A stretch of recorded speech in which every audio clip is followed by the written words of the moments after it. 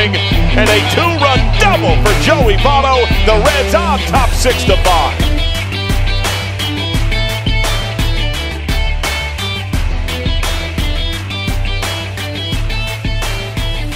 What's up, Reds fans? Welcome to Late Night Reds Talk Live.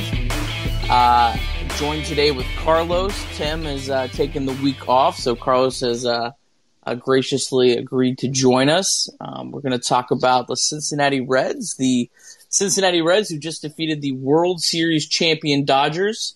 I say that not as just a plug for that, but because if you watch the Dodgers broadcast, literally every time they come on air, they say the world champion Dodgers. So I feel like needed to make sure I mention that. But big series win for the Reds after, of course, losing 7 straight, getting swept by the Diamondbacks, getting swept by the Cardinals.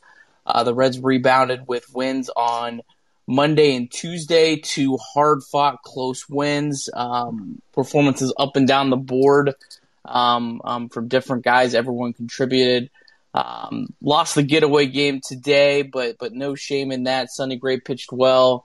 Clayton Kershaw was Clayton Kershaw today, and so yeah, the Reds feel a little better, 11-13 at the moment. Brewers lost earlier today as well, so the Reds remain 3 games back in a jammed-packed, crowded NL Central. So, Carlos, how are we feeling about the Reds? We feel a little better than last week? Definitely feeling better than last week. It always stinks to lose the getaway game. Plane ride's a little quieter for the first couple of minutes, but they got an off day tomorrow, so they'll pick it up. They'll be all right. Yeah, I imagine, they understand, how difficult it is to go into Dodger Stadium and win 2 games. I've been a Reds fan a long time. It doesn't happen very often where the Reds win a series there. And the Dodgers, they lost the game on Sunday to San Diego. It was their first 3-game losing streak since 2019. So it just kind of speaks to, hey, winning 2 games against the Dodgers is a big deal. Reds to celebrate that, and now they'll get to come back home where the offense has been out of this world. So we'll see if they can keep up. Got a big series against the Cubs, a Cubs team that is reeling. They are down 8-0 to Atlanta at the moment. They are 10-13, alone in last place. Big series this weekend. Big series this weekend. A chance for the Reds to hopefully maybe bury the Cubs a little bit. I know it's super early, but you'd love to see them buried a little bit. So let's start, Carlos. Let's talk about the series with the Dodgers. What was maybe your biggest takeaway from that series? The bullpen, they came up pretty big, especially last night. That was nice. It was good to see that. Today's game was rough. It got out of hand. Seeing Amir out there throwing, it was positive. He had a good outing. Hopefully he can bounce from that. Leadoff hitters. How about those guys? Those guys. Who was the first one? Was it Blandino the first game? Yeah, I think it was Blandino, Winker, then Senzel. Yeah, shoot. Those guys were rolling. Leadoff hitters did a great job getting on, setting the tone. It's a great series. Anytime, like you said, anytime you can take 2 out of 3. Playing with house money today, it would have been nice, but after about the second inning, I knew the Redlegs were in trouble. Yeah. It just Kershaw was on, and you tip your cap and you move on to Friday. Absolutely. Yeah, definitely the bullpen. We'll talk more about the bullpen a little later on, but want to jump into Jesse Winker and Nick Castellanos. These 2 guys have just been incredible so far to start the year. I tweeted out earlier today. They are both in the top 3 in the National League in wins above replacement. And, that may not seem like a big deal, but what I pointed out was both of those guys throughout their career have been heavily penalized by wins above replacement, fair or not, because of their defense. So seeing them 2 and 3, they already have a learning curve built into that WAR equation because of their defensive deficiencies. But man, those guys are just both tearing the cover off the ball. Winker's been a little hotter lately, but Castellanos has been just steady all year. He's approaching 100 plate appearances now, so it's a little farther than last year when he got off to a hot start, but kind of tailed off. He's taken this a lot deeper. Carlos, do you think those two guys are the real deal here in 2021? I do. I mean, I really didn't follow Nick before last year, but I was really impressed with his approach. And great swing. I mean, great low ball hitter. I love the energy that he brings to the team. I love him in the 2-hole. I mean, my ideal lineup is Winker leading off and him, Castellanos batting in the 2-hole, and it's been fun to watch. I mean, every AB, you stand up a little bit, you sit up in your chair a little bit, waiting for something special to happen with both those guys up the way that they're swinging it right now. Yeah, I love against right-handed pitchers especially. I love Winker Castellanos 1-2. I love that when you get into later situations, it's going to allow Castellanos to get some at bats against left-handed pitching, which he just absolutely destroys. Legitimately, right. He's been better than Mike Trout against left-handed pitching the last couple years. That's how good he has been. So yeah, I love them at the top. I've always been a huge fan of putting a lot of pressure on the starting pitcher in the first inning, because how many guys do we see? Well, this guy really struggles in the first inning. This guy's ERA is 4.5 in the first inning, and then he settles in. We see that over and over again. If you can get to that pitcher early, I think it's used. I love putting pressure on them right away, and those two guys certainly are putting a lot of pressure on them. So we'll see here if they can keep up. I mean, I don't think either guy is a legitimate, over 1,000 OPS guy. But I think Winker maybe he might be able to push it. I think Castellanos, his ceiling's probably around 900, but last year was 784, so that'd be a pretty big boost to this team if he can get anywhere around that and just really lengthen the lineup. Wanted to talk about Winker. Carlos, am I crazy? I know I said the other day. Am I nuts? Please feel free to put me in my place. That Jesse Winker, just the way he seems to be seeing the ball, some of the pitches that he is doing damage with, some of his plate discipline, he kind of has some similarities to an early Joey Votto. Am I nuts, or do you see maybe a little bit there? I mean, at first I thought you were nuts. I thought it was blasphemy, and then I don't remember who it was, but they tweeted out their early stats through maybe, what was it, like 1,100 ABs or maybe a little bit more than that, and they were pretty damn close. I couldn't believe it, and I was like, holy cow. Yeah, I mean, and the one thing that, to our hero Joey's credit is Joey also didn't platoon nearly as much in his early playing days. He played every day against left-handed pitching. Right. So Winker's numbers might be a little bit, inflated there, not taking away from him. But yeah, I'd like to see the splits of just right-handers in those early same amount of games, because Joey hit the ball really well against left-handers early in his career, like really well. So I mean, that just means Winker's stats have to be through the roof against right-handers compared to Joey's back then. Yeah, because Winker still has a below 700 career OPS against left-handed pitching. I know he's made some strides the last couple years. Mm-hmm. But yeah, Joey Votto against right-handed pitching. 2007, 1,000 OPS. 2009, 1,000 OPS. 2010, 1115. Are you kidding me? And you know what? Actually, Carlos, his first 2007. I mean, this was like 27 plate appearances, but it was only a 642 OPS. 2008 was 862. 2009 was 931. This is probably the shocker to me. And in 2010, the MVP season, he was 863.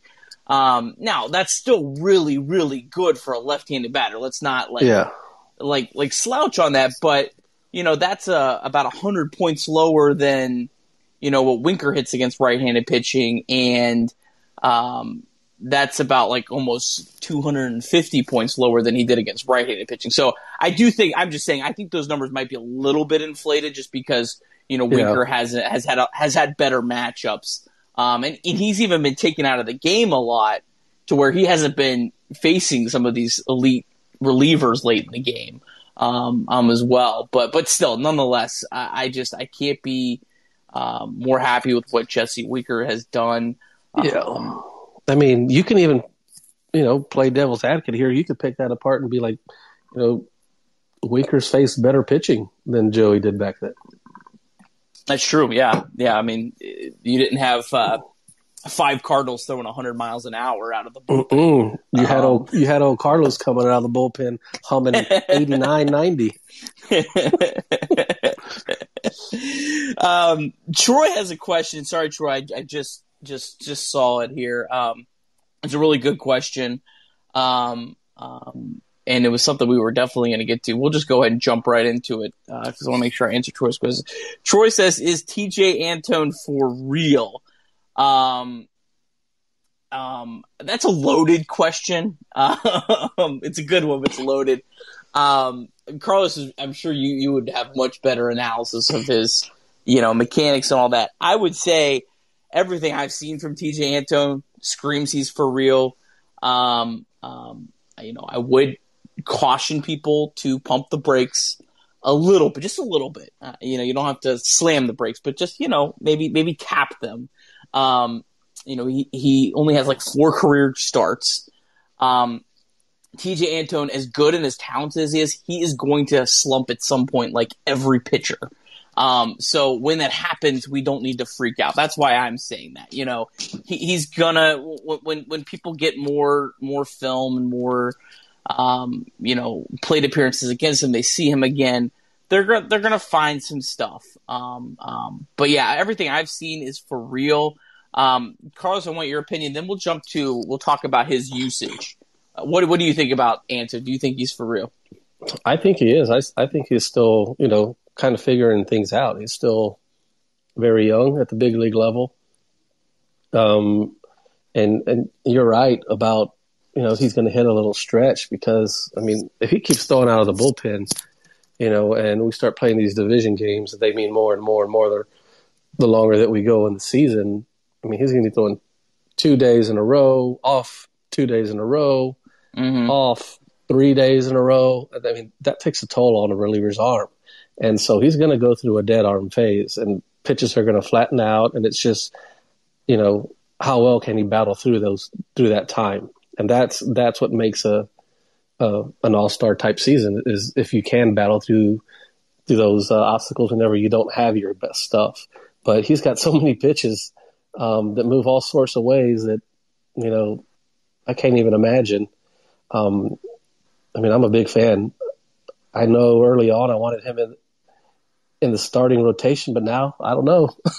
I don't know. Yeah. I said this last week. I hate to make a move out of desperation. I hate to say we got to put this guy in the bullpen because our bullpen's garbage, and we just have to. I don't like that, but at the same time, I mean, where would the Reds be right now without TJ Antone in the bullpen? Like say TJ Antone starts instead of Jeff Hoffman. Now, I know Jeff Hoffman might be a bad example because Hoffman has actually pitched pretty well to start, at least with the actual results, maybe not the peripheral numbers. But if he starts those games, I mean, that's not going to equate to any more wins. Would the Reds have won that game on Monday night without TJ Antone? I don't think so. Right. I don't think they're going to sneak that many innings without allowing a run. So I'd like to see Antone get a chance to start at some point, but the way the Reds are using him, and I know he's not going to always just come out and pitch 3 innings in relief, but if he's a multi-inning reliever, it's a little different than I think the Aroldis Chapman situation, where you turned a guy with all the talent in the world into a 1-inning pitcher that only pitched in the 9th inning, and some of those appearances were against the 7, 8, 9 hitters in the lineup, just because of where it was. So I feel like it's a little bit different of a situation than that. I think for right now, I think the Reds should keep Antone where he's at. I think it probably protects him a little bit longer too from maybe those slumps where you're not having hitters see him 3 times in a game, and kind of makes him more of a little bit more of a novelty in a way. I don't know if that makes sense. Absolutely. But yeah, I like I like the way they're using him. I love the way David Bell's using him. I love that Lucas Sims, I guess, is the closer, but Lucas Sims came in the 7th inning, or maybe it was the 6th. I think maybe it was the 6th inning on Monday, and he had Antone go last, and I like that because Antone has probably the ability to go longer than Sims, so it gave you that wiggle room at the end of the game. So what do you think about Anto's usage, and then Carlos, maybe even your thoughts a little bit on David Bell's usage altogether? I think David Bell's done really, really good. There's been a couple of maybe questionable hindsight moves that he's made with the bullpen. But I mean, Antone, he's been used well. I mean, if he's used as a starter, say he's got, a bad inning or 2 innings and he gives up 3 or 4 runs, and we're not going to see him again for 5 days. Yeah. Right now, because he's still learning out there. Whenever he goes to start, he'll still be learning on how to go through a lineup 2 times, maybe entering the 3rd time through. Right now, he's just out there max effort, letting it eat, and we get to see him, multiple times a week, which is right now we're getting the best out of the usage that we can. And I mean, David Bell's doing a great job using him. Yeah, and Antone's ceiling, I'm sure, is a lot, higher ERA wise as a reliever. Like, I don't know, maybe his ceiling's maybe like a 1.5 as a reliever if everything goes well, and some of that's luck involved. We know that. Yeah. But as a starter, his ceiling's probably maybe a 3.5. I mean, yeah. So yeah, you're getting a little bit less innings, but you're getting more quality innings, I think. Carlos, I know you texted me the other day. The thing that I think people have to remember is David Bell can only manage with the players he had. You brought that point up to me. I think it's a great point. Like, you look at this bullpen, it's not like David Bell was just given the greatest bullpen to manage. I think he's done a good job. I love that on Monday he went for it. I didn't love the Garrett move, but again, he was trying to sneak one left-handed batter. I mean, Garrett, like, if that's the batter he should be able to get out if he gets anyone out. I mean, it is a left-handed batter, one batter situation. So, other than that, I really haven't seen anything that I really fault him with. And then the bullpen as a whole, I mean, obviously, after you have a couple good games, it feels better. It doesn't feel as volatile. It's probably somewhere in the middle where it's certainly not as bad as it looked last week, but it's not as good as it feels today. It's probably somewhere in the middle. But Hendricks has looked pretty solid. Definitely has the talent. Yeah. Just, with all these young pitchers, can they throw strikes at the big league level? Heath Hembry, pitched well in his couple appearances. The guy, the sneaky guy I've been most impressed with is Carson Fulmer. He has pitched very, very well. He's been a guy that has never been able to throw strikes, and for some reason, he's the only Reds reliever that can throw strikes. Still very early, but I definitely like the early returns on him, and man, hopefully he's that next Derek Johnson, project from the rubble. that he's turned into a decent, quality reliever, kind of like almost what he did with Robert Stevenson. I kind of feel like they were kind of the same pitcher, had a lot of talent, had just couldn't ever throw strikes.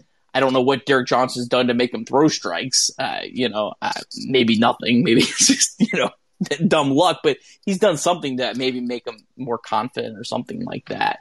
And maybe he's the next reclamation project. Yeah.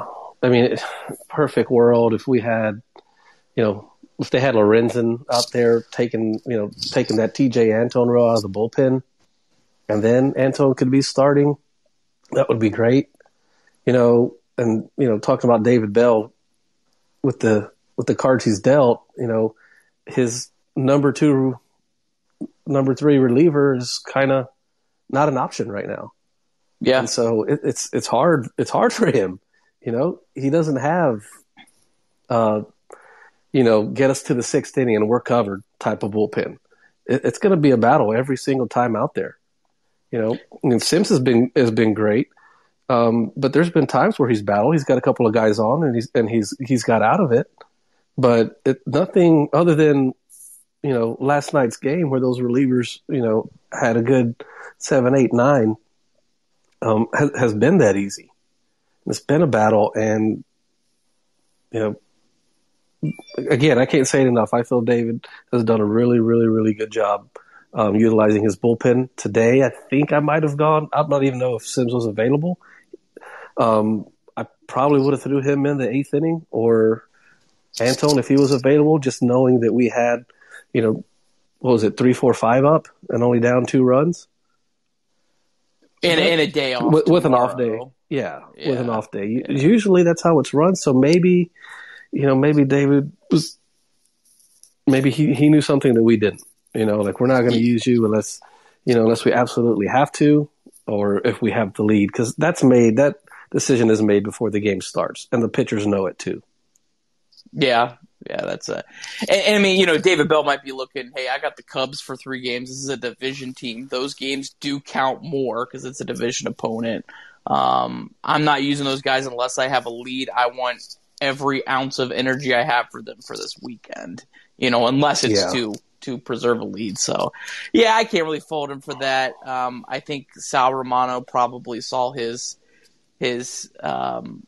last day in the Reds' current bullpen. He'll probably find a way to stick on this roster. I can't believe, and to his credit, I mean, no fault of his. I can't believe how he's just somehow remained on the Reds after being DFA'd. Like, I feel like it's been multiple times.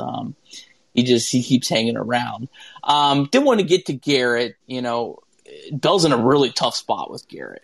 You can't send him to AAA. Not that I don't really think you even should yet. I mean, I think he's pitched 6.2 innings now. But there's nowhere to hide. Like you can't. There's nowhere to hide with him. He's gonna have to pitch. You have to.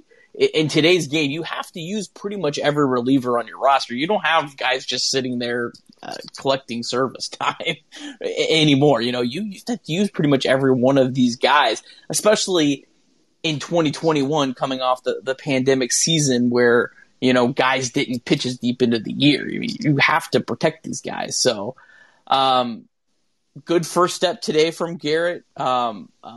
He still allowed, some pretty good contact. But he didn't walk a guy, did he? My kids were kind of nuts at that point in the game. It was they were ready for the Reds game to be over. But yeah, I mean that's hey, he didn't walk a guy. I mean that's a great first step for a guy who's just had a terrible time with control. So hopefully they can build a little confidence. But I did have a question for you, Carlos, about Garrett. One of the interesting things, and not really interesting, it's pathetic, but Garrett struggled. Garrett knows he's struggled. Everyone knows he's struggled, but for some reason, I never understood why humans feel they need to tweet at other professional athletes and tell them how much they suck and how worthless they are, and I hope they get hurt and all these other garbage things. So Garrett deactivated his account. I guess in the middle of the night on Monday. I don't know. I woke up Tuesday morning and someone had tweeted that he deactivated his account, which honestly, I don't blame him. And, I saw some people say, oh, that's kind of thin skinned. Well, he's probably like, you know what? I don't need this in my life. I want to focus on pitching for your favorite baseball team. Carlos, how do you think you would handle social media today? I know when you came up, it wasn't really, it wasn't as like prevalent as it is now.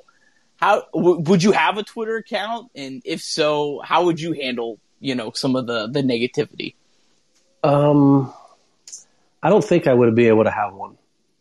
I'd like to think that I could, but I don't think that I would be able to, because I would want to know what people are saying about me. Yeah. I've seen where other professional athletes have kind of like used that for fuel.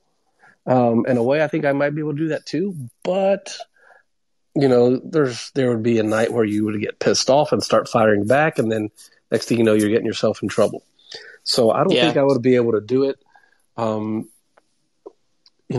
lot of the athletes, they like turn off their notifications, and they have the willpower to not check them, to not search their name and see what people are saying. They just use it to, randomly tweet something out about, a different sport or whatever it may be. But I don't think I could be that guy. I think I would have to lay off until I was done playing, because I would fire back. I don't blame Garrett for doing it, but to me, it does say something a little bit about him. That I don't want to say that you can dish it, but you can't take it. But I mean, I'll be kind of upset if he gets back on once he starts pitching well. I'll say that. Yeah, and we don't know. That's not. Yeah. It might be the best thing for him. Yeah, and we don't know, too. I mean, he could have gotten some tweet that was deleted that we didn't even see, that just was so volatile, where he completely, it doesn't go in, thin skin, thick skin, whatever. But, I think it's silly that people go, well, just don't check it. Come on. You're a human. I mean, you would check it. I mean, come on. It's checks. Yeah, I write silly things about baseball, and I want to see what people are saying. Come on.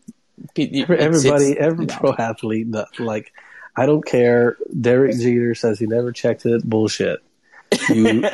There's no way around it in New York. You hear it, you see it, like anywhere. Everybody checks. Everybody says they don't. Everybody checks. They want to know. But I mean, it's a tough deal. I mean, fans think it's another way to get closer, that they just want a reaction. Because if, some guy was being really shitty towards Amir or something like that, and Amir fired back, hey, man, says something nice to him.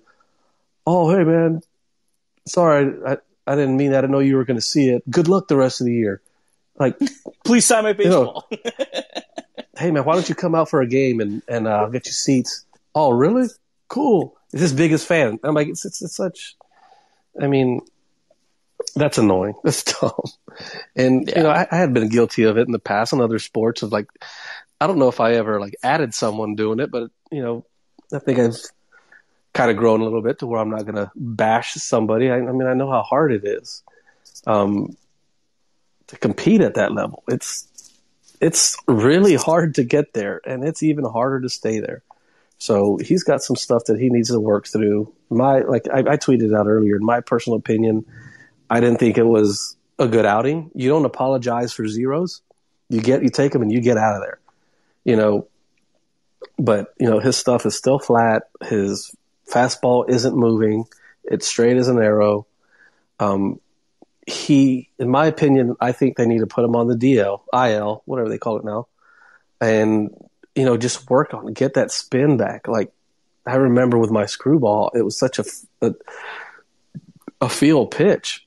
Like, no matter how hard, how many times I threw in spring training, how many times I threw it before spring training to get myself ready. So I was always a slow starter. The first, 5 or 6 outings, it was always flat. I didn't have the great feel for it. And then all of a sudden, boom, I got it. Okay, let's rock and roll. We're going on a run. And I think that he's that same way with his slider or curveball right now. He needs to pitch without consequences. He needs more time. That's what he needs right now to figure that out. And all it's going to take is one day. He's going to be like, oh, there it is. Throw it again. That's what he needs. He doesn't need to be throwing a little. It's hard to get work as a reliever. Starting pitchers can be out there throwing their bullpens 3 days before their start and then again a little bit more the next day because they don't have to pitch that night. But a reliever, you got to be ready to go every day. So everybody throws before the game, but you can't be throwing bullpens because, your arm will wear out. You'll have dead arm in the first month. So it's hard to work on stuff. It's really hard to work on stuff. So I think that would be the best thing for them. I hope they do it. But I don't know. But he has to obviously sign off on that if he's, sure, for sure. Yeah, I think he would take that rather than getting sent down because he's still going to get that big league money. Yeah. So, majority of the time when that happens, they talk to him and say, "Hey, this is what we're thinking," and be like, "Yeah," because he doesn't need to go and face batters right now. That's not what he needs. Yeah. Okay. Interesting perspective there. Love that. So, Garrett's it's one of those interesting ones where you have a player that I think me and you were about the same on Garrett. We liked Garrett preseason, but we didn't think he was the Reds' best reliever. And then they have like 2 or 3 bad outings, and then you're like defending this guy like he's not this bad. Come on, it's funny how much people's perspective can change. And that's the nature of being a sports fan, but it's funny how people's opinion of a player can change after 4 or 5 times pitching after 4 or 5 year career. It's always interesting. So moving right along, it sounds like Akiyama is close to returning. Showtime. I know I've seen a lot of people thinking maybe it's this weekend, maybe after the day off, kind of the reset of the bullpen. The Reds would go back to 13 pitchers instead of 14. Yeah, probably Romano's probably the odd man out at this point. Nick Senzel has, I think he's up to 2 innings in the infield, maybe 3, maybe I'm missing one. Senzel has been taking ground balls in the infield. David Bell pretty much said this is just to allow me to go double switch happy late in the game. Didn't say there was no plans of starting Senzel in the infield. But with Akiyama back, Jesse Winker and Castellanos certainly aren't going to get out of the lineup. Tyler Naquin still has a 144 weighted runs created plus. I know he's tailed off a little bit, but he still has great numbers. Almost an 800 career OPS against right-handed pitching, so not totally a fluke.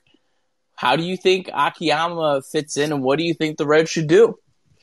I think the Reds should trade a couple of those outfielders for Mike Trout. Triple, maybe a 2-for-1 deal. I don't know, man. It's going to be very, very interesting. I'm probably a bigger Shogo fan than most. I love watching him. I was really excited with the end of his year last year. I'm excited to watch him play this year. I don't know where he's going to fit. I guess they're going to platoon now that Aquino's hurt. Now that he'll just platoon with Nick out there, and unless maybe David Bell's just hiding Nick Senzel playing in the infield like he was Gino playing shortstop. I hope that's the case. I don't know. Between Naquin and Shogo, it's hard to see how Nick Senzel, to this point, if your goal is winning every night, and you're not solely making your decisions on the future, if your goal is really just trying to win and compete this year, I don't see how Nick Senzel is a better option against right-handed pitching than either one of those guys. So I would think in Nick Senzel's best interest, Excuse me. just in his, development hitting, you can't send him down to the minor leagues at this point. Nick Senzel's kind of like in that weird spot where he's been good enough to belong here, especially with his defense. He should get a lot of credit for his defense in center field. He's been very, very good. He's been good enough to stay here, but maybe not good enough to bench other quality hitters. I think you have to try to I tweeted out Nick Zobrist. Man, I would just love to see the Reds try to do that with Senzel. If it'd be a different story if he was tearing the cover off the ball every night. Now I know he had 4 hits today.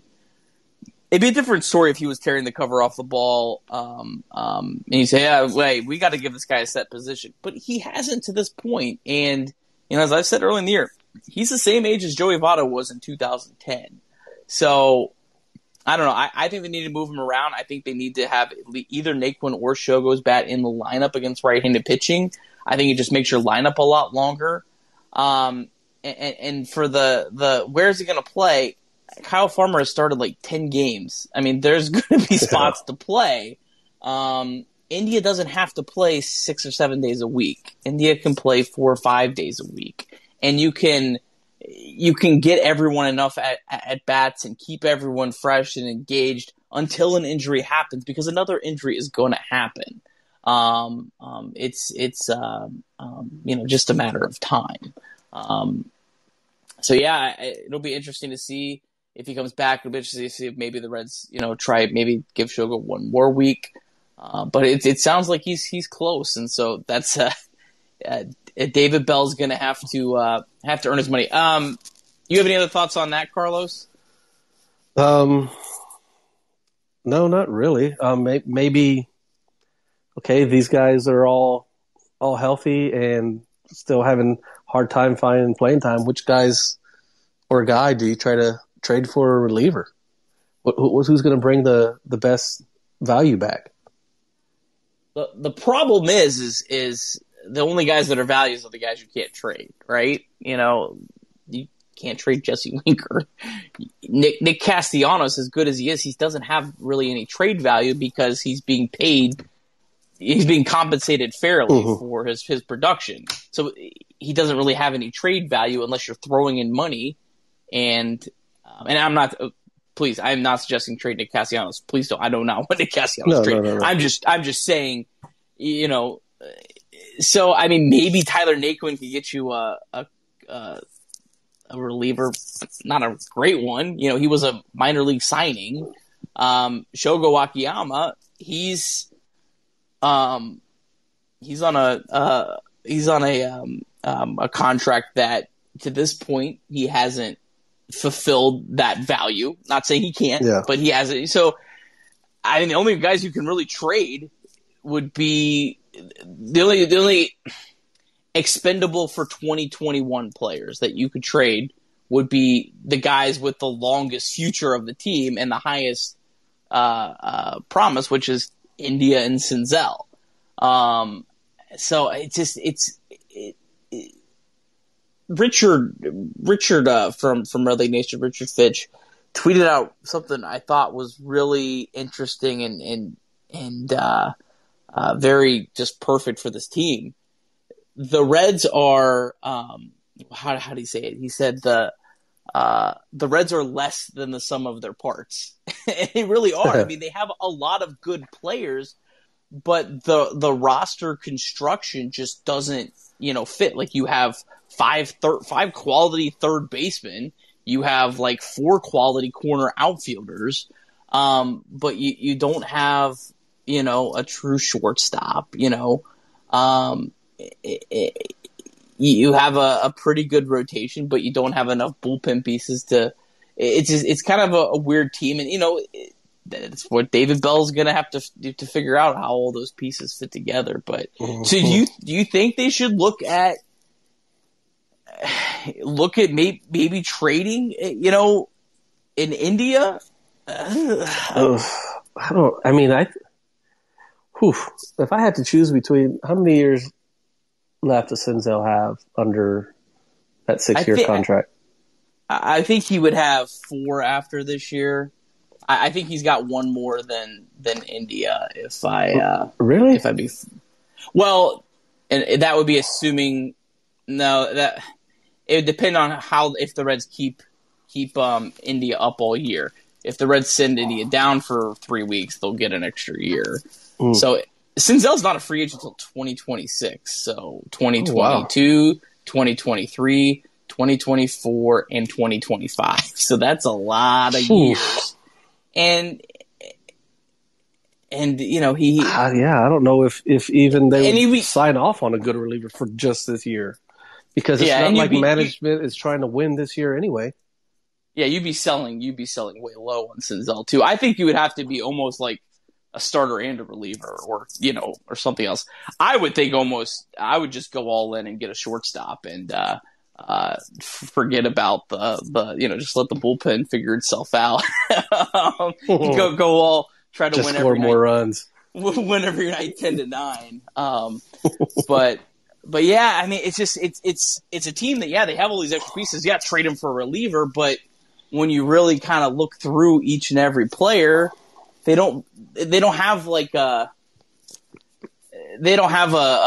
Jay Bruce that has 2 years left on his contract that isn't making a ton of money that you could trade and get they just don't have that right now. So it seems like all those guys have like the same ceiling too.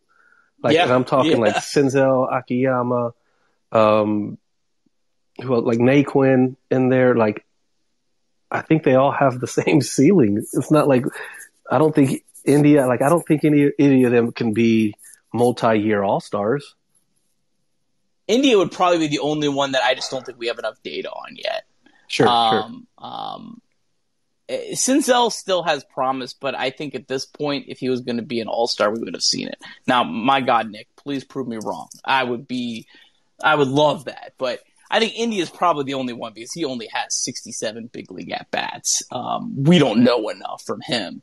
Maybe a tiny bit of concern that he only has 1 home run so far. I'd like to see a little bit more, driving the ball. I mean, he only has 4 extra base hits. So that's, maybe my, tiny concern, with him, but yeah, it's a weird roster where I guess you're just going to have to figure it out. And, the worst case is you have a really, really good bench. And when, you have, all these quality relievers coming out, you can mix and match, you could, if you start Shogo, for example, or say you start Naquin, for example. He's the best example because he's the biggest platoon difference because he's terrible against left-handed pitching. So say you start Naquin, you could maybe pinch hit Jonathan India if Senzel started at second base, right? And you could even bring in Shogo to replace, the India or move around depending on, what you've done and how the inning fared and who was the last batter and all that. So, I mean, I guess the worst case is you have a really solid bench with at least guys on your bench that are all like potential MLB starters. I mean, I guess that's not the worst thing. You have to mix and match, and hopefully guys will accept. Hopefully India would be too upset if hey, I played pretty well. You're gonna move me to 4 days a week. I guess that's better than going down to Louisville. But yeah, I guess that if Gino and Joey were hitting like they should be, I don't think this would be that much of a topic. We'd be like, they'll figure it out. Yeah, they scored enough runs. We got Winker Castellanos, Gino, Moose, Moustakas, and Joey. Like, we're good offensively. These other guys, they'll figure it out. They get playing time when they get playing time. But right now, we need those guys. Yeah. And it's a long season. We'll see. We'll see Winker and Castellanos struggle at some point, and we'll probably see Gino and Joey carrying the team. And hopefully we'll be seeing Senzel and India and Shogo carrying the team. That's what makes a playoff team is different guys carrying you at different points of the year, because you don't have a team of Mike Trouts. You have guys that and no one does. You have guys that are going to get hot and get cold, and it is what it is.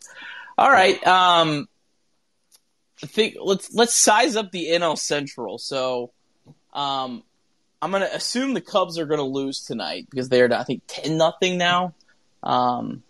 So they're going to fall to 10-14 and be in last place, a full game behind the Reds. The Reds are in fourth. The Cardinals are in a tight game, so we'll just pretend their game's not happening right now. So we have the Brewers at 14-10 in first place. Pirates and Cardinals are tied 12-11, a game and a half back. Reds 11-13, 3 games back. Cubs 10-14, 4 games back. How do you see the NL Central, Carlos? What do you think so far? I think what we're seeing right now is what we're going to see all year. It's just going to go up and down and up and down. Teams going in and out. I mean, it's like it reminds me of the like the little car race or the dot race, whatever they have at the ballparks, where you pick the green, the yellow, the blue. Like, okay, they start off, here goes the red, here comes the green, here comes the blue, and they just switch all year. And then at the very end, September's going to be a big month. It's just staying healthy and getting everybody to September, and then going to be a crapshoot. Yeah, I mean, honestly, health might be the biggest reason for one team, surviving over the others. And for the Reds, I think it's going to be starting pitching health. Because the bullpens, unless they make crazy trades, is going to be what it is all year long. It's going to be a battle. Hitting depth. I mean, they've right now, even if a guy or two get hurt, there is depth. Like they're still going to hit, and it's just keeping. If they're willing to move people around, right? There's depth. Yeah, sure, and keeping Castillo and Gray and Malley, keeping those 3 guys going, and Wade Miley, forget about Wade Miley. Wade Miley was good 2 years ago, really, really, really good. He had a bad September, but he was really good. And I mean, I like what I see out of him. Out of a number 4, number 5 starter, that's a playoff number 4, number 5 starter on a playoff team. In my opinion, absolutely. So it's going to be starting pitching depth because, I mean, who do they have in Louisville waiting to come up to start? I think Vladimir Gutierrez just came off a suspension. I think he's probably, maybe not tomorrow if someone got hurt, but I think he's probably the guy like that could. I don't think they probably would bring him up for a spot start, but he would probably be if someone went down for a while. He'd probably be the guy they'd be looking at. I think I've seen enough of De Leon to say keep him in the bullpen. I think he can be a quality reliever. I don't know if I necessarily want to see him get anything else other than a spot start at this point. And no disrespect to him, I think he's got a lot of talent, but I don't think he's starter material. Yeah, I wish I knew more about what they have in the minor leagues. Where's Doug Gray when you need him? Yeah, I think Gutierrez is really the option, and then you'd be going pretty farther down the list. I think Riley O'Brien is a guy that I think has turned a lot of heads. He's like a middle of the pack team prospect, like around number 15 or something like that. That's probably your 2 guys that have some talent. But yeah, I mean, it speaks to your point. Like those guys have to stay healthy for the Reds to be in good shape. Unless you just have a Gutierrez or someone come up and just take off. But that's not something you can expect. I guess I see the division. I see the Pirates, and then I see 4 flawed teams. They all have some really good strengths.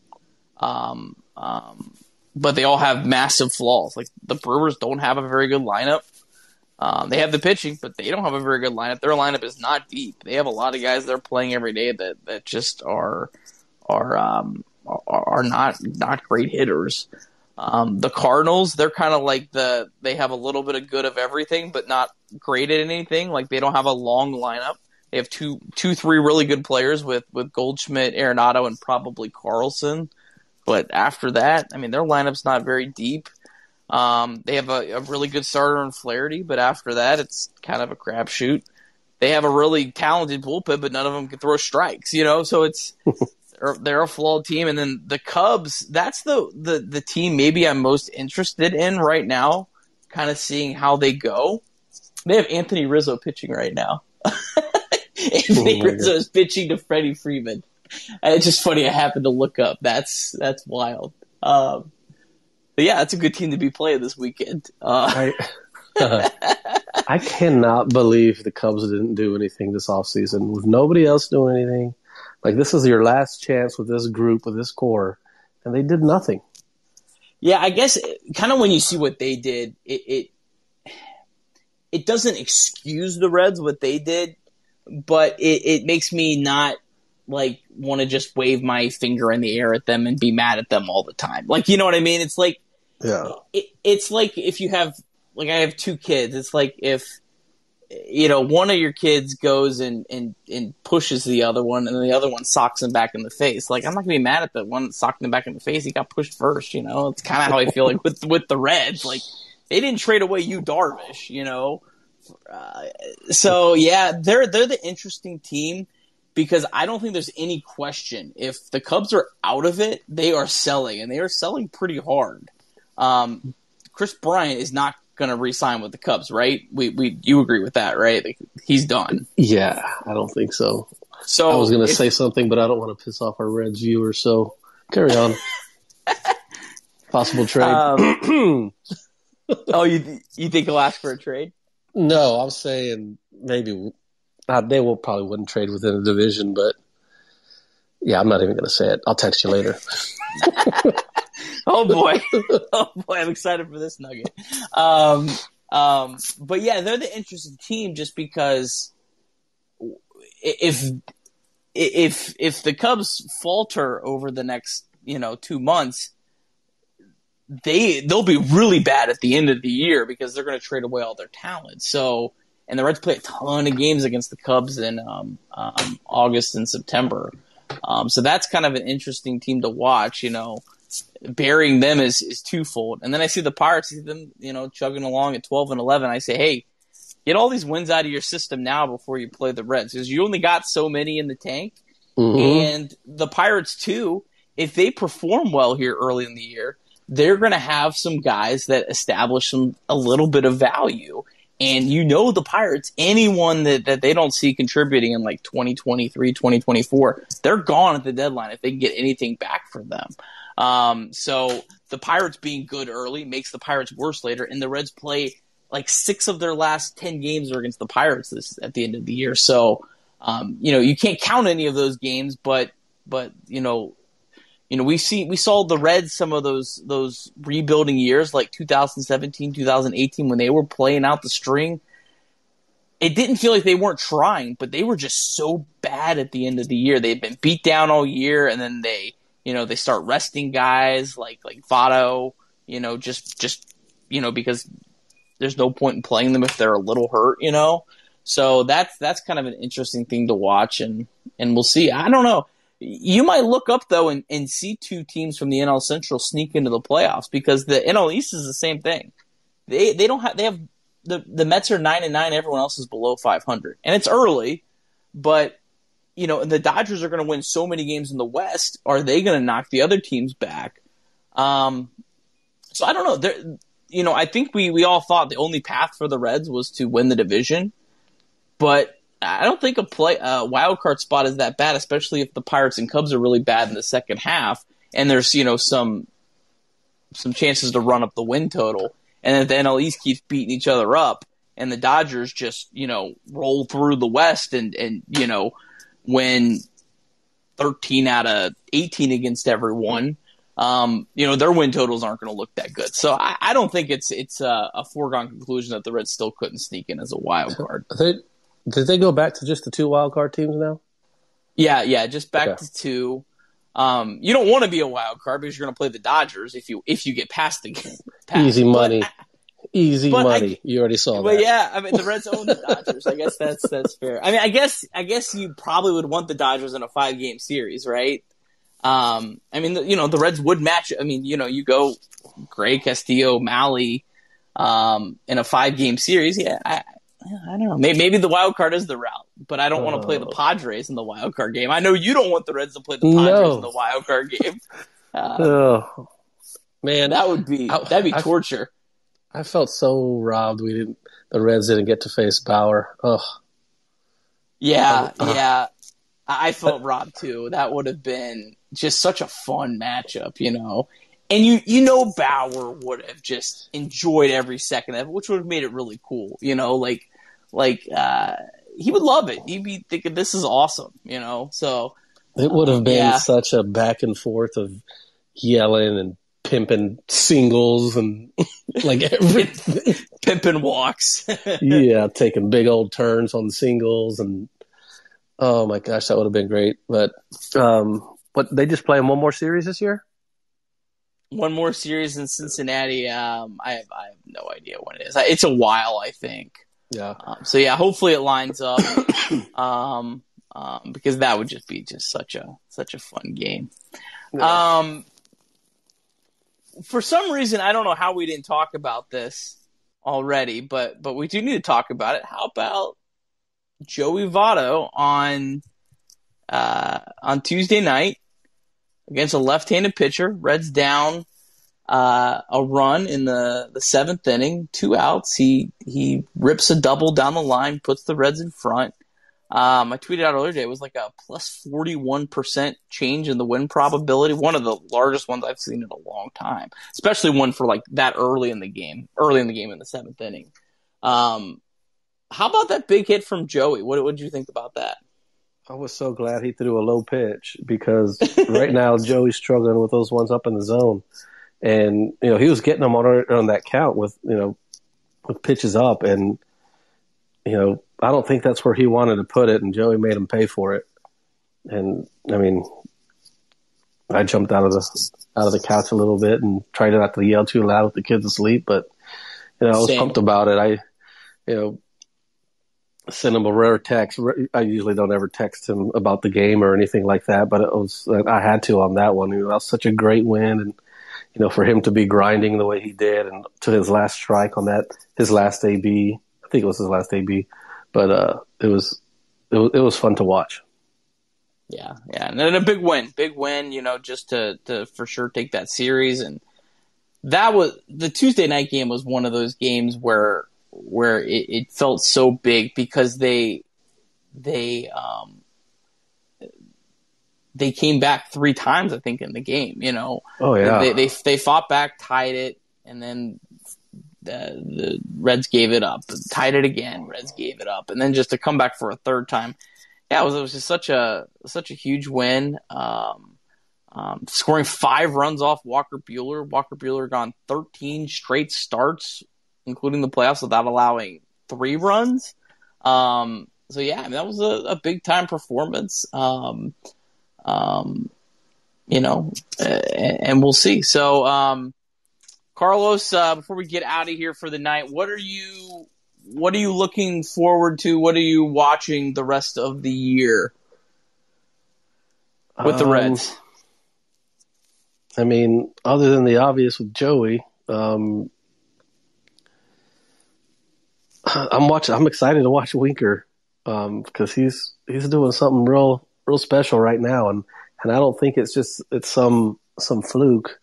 Because he's been doing it for a while, and everything that I've heard that he's, that boy can hit.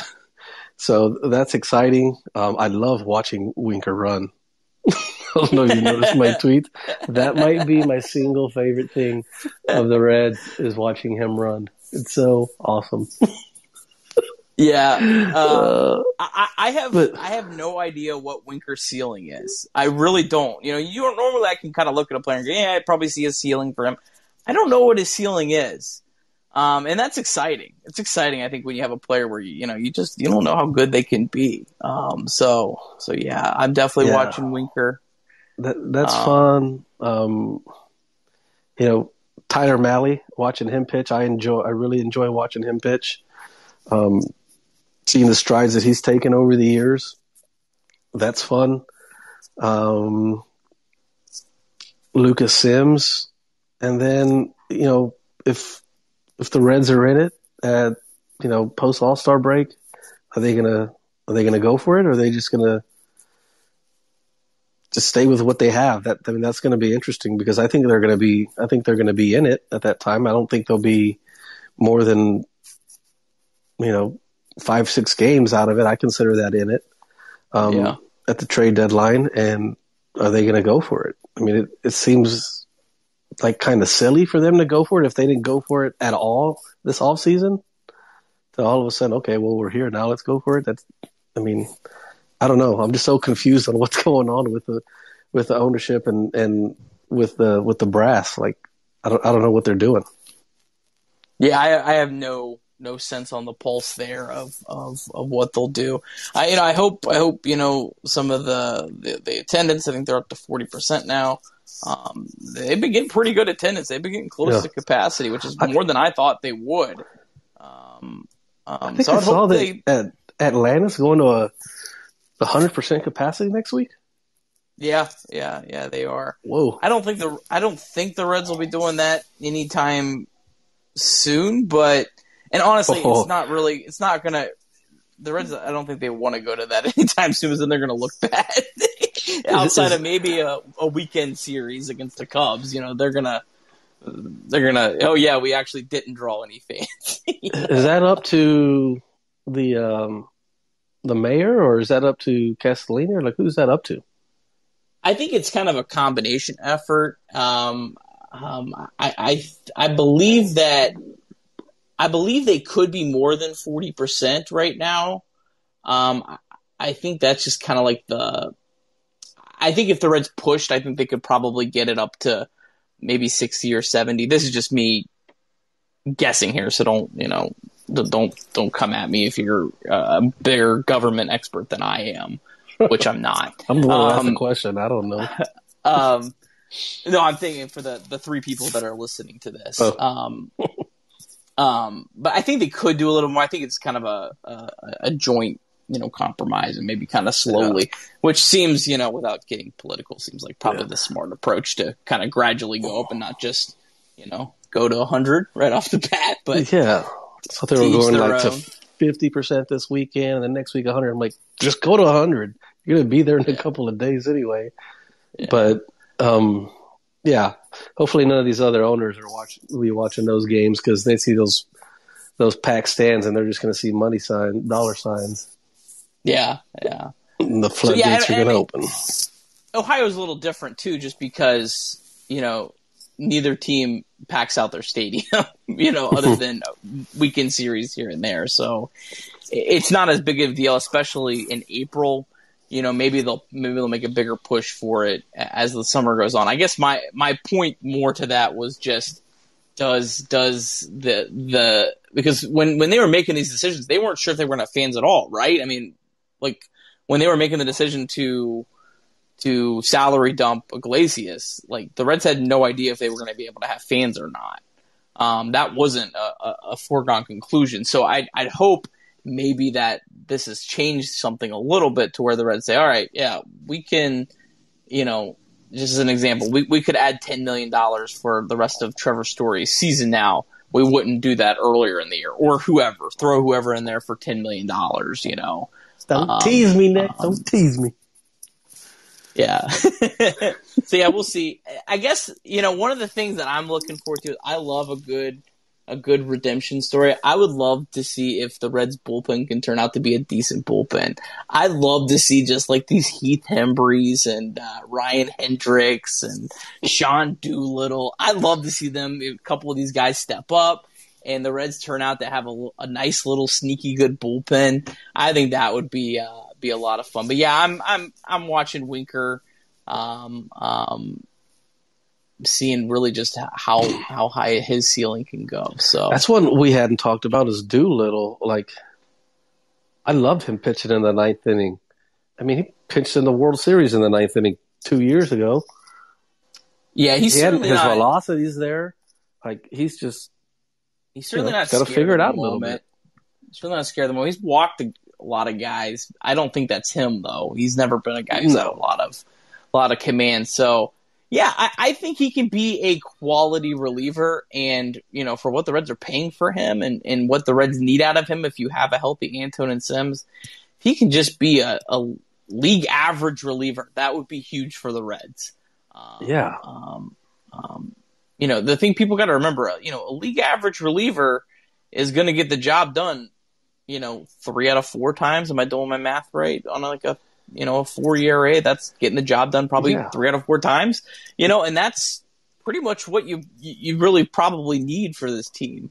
I love the way that he came in to close that, the way it worked out. You had Sims and Antone throw earlier, and then he comes in to throw the ninth because he's got that experience, and I think it makes him better that he's like, all right, I'm closing the game, because throwing the ninth inning, no matter what anybody says, is a big deal. Getting those last 3 outs is a very big deal. It's very hard.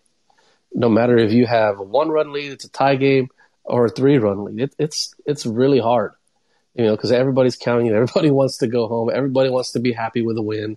You give up a hit, you're like, oh crap! The winning run is on the on deck circle. I can't give up another hit. There's another hit, and then so he's got that. And I'd love Sims throwing the 7th inning facing 2-3-4, or in the 8th inning facing 2-3-4, and then you bring in Doolittle to face 5-6-7 or 6-7-8. Like, I think that's perfect.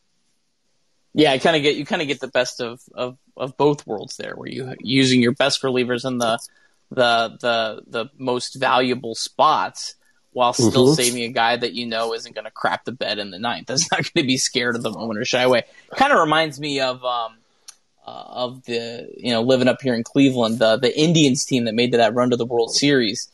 They had Cody Allen as their closer, but Andrew Miller was clearly the best reliever. And they would just, they would put him in wherever the big spot was, the first available. But then they knew, hey, we get to the ninth or even the 8th in certain points, we still have a good reliever on the back end, that we feel comfortable getting those last couple outs. So yeah, I think that's a really great point on Doolittle. That maybe we do, as guys who are very invested in statistics, maybe we do undervalue that guy that feels comfortable in that role. And Doolittle also, don't forget the Indians game, the one on the Bill Buckner play on the ball through his legs. Doolittle came in the 10th and didn't allow that runner on second to score, which is like a whole nother. Oh, I gotta ask you about that. How would you? I'm sorry, I know we're running over. I hope you're okay. I gotta ask you, how would you feel about the 10th inning role if you came in as the reliever? I mean, me being the type of pitcher that I was, I mean, I knew that I would have to get a strikeout. It doesn't affect your ERA. It doesn't count against you. No, yeah, that doesn't matter at the big league level. Like, whatever. If in the minor leagues, you might be annoyed with it, or you might not even pay attention to it. Probably in the minor leagues, because you're like, whatever. That's not my run. I need to get these next 3 guys out, because at the end of the year they're going to hold it against me. Blah blah blah. But at the big league level, I mean, you got to leave that guy there or at third base. And it's almost really not even like pitching any different, because everybody's going for a strikeout now anyway. So yeah, it's not. Most teams aren't bunting unless you're the home team and the away team didn't score. That's probably the only. Yeah, if that happens, you get the first guy out. I almost put that second guy on to go for a double play. I don't know. That's tough. I've never really thought how my approach would be, because I mean, everybody at our face, they just tried to strike out all the time. I mean, I had to. So that's tough, man. It really is to come in that situation. But those relievers, that's what they've been doing their whole career. Most of the time, most of those guys are coming in with the runners in scoring position and late in the game. So they're all comfortable with it. I think it's silly, but whatever. Yeah. Well, Carlos, I really appreciate you coming on and joining me tonight in Tim's absence. Tim should be back next week with us. Carlos would definitely want to have you on again as this crazy 2021 roller coaster of a Cincinnati Reds season continues. Thanks so much, everyone, for joining us. We'll look forward to being back on next week. If you're listening on the podcast, be sure to try next Wednesday, 9:00, to join us in the Locker Room app so we can take your questions live and you can interact with us and all that. So thanks again, Carlos. You have a great week. Go Reds.